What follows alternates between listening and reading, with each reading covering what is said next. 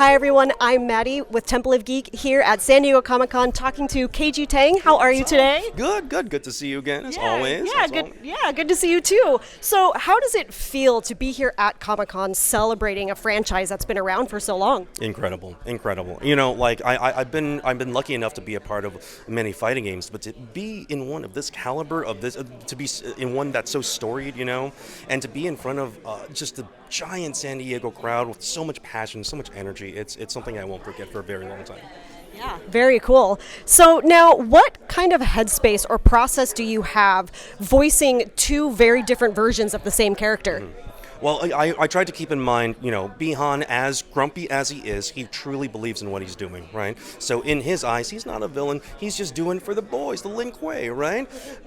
Noob Saibot is basically Bihan without the guilt, with guilt-free Bihan, right? He's embraced his lust for power. He's going after it, and he feels completely validated and free to do so. So it's always fun being able to voice a villain that, you know, has thrown aside the moral quandaries and has just embraced his fate. Yes, absolutely. Well, thank you so much for talking to us, KG. Thank you so much. Great seeing you as always. Yeah, thank you. Hello, I'm Erika Ishii, and I voice Sektor.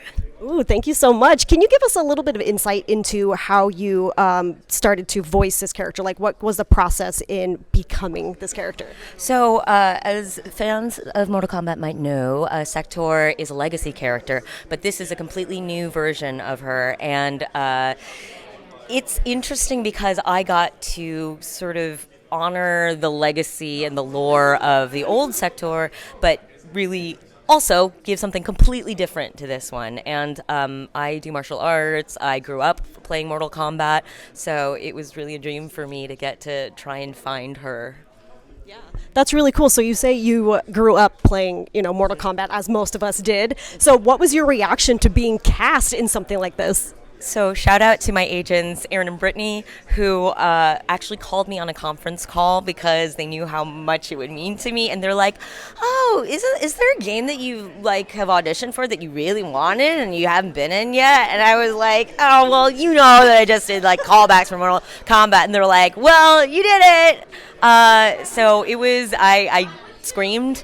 And this is really, truly something else for me. I cannot wait to play her. That's awesome. Very cool. Well, thank you so much, Erika. Thank you so much, Maddie. I am talking to Ed Boon. How are you today? Very good. We've been meaning to talk about Mortal Kombat Khaos Reigns, Mortal Kombat 1 Khaos Reigns for quite a while now. Finally are able to announce it at Comic-Con here. 1 year before we announced Mortal Kombat 1, so like we're having these panels, it's a great way to launch and kind of announce these versions of the game. Yeah, that's really amazing. So now, what does the process look like when creating a new game in a universe of something that's been around for so long? Well, we actually asked ourselves that question when we were working on the last Mortal Kombat 1, right? It was 30 years of telling a story that just went, you know, a lot of chapters. And we really felt like it was time to just kind of reset things, start telling a new story.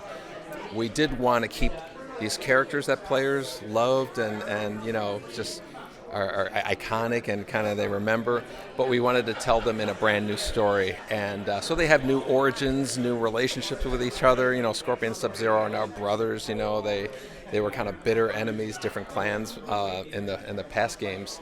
But that was our main thing. It's kind of like, if we've been going for so long, let's reboot, shake things up, and tell an original story. I love that. That's really exciting. What are some of your favorite memories you have of working on the expansion? Working on the expansion, it's doing the animalities was a lot of fun.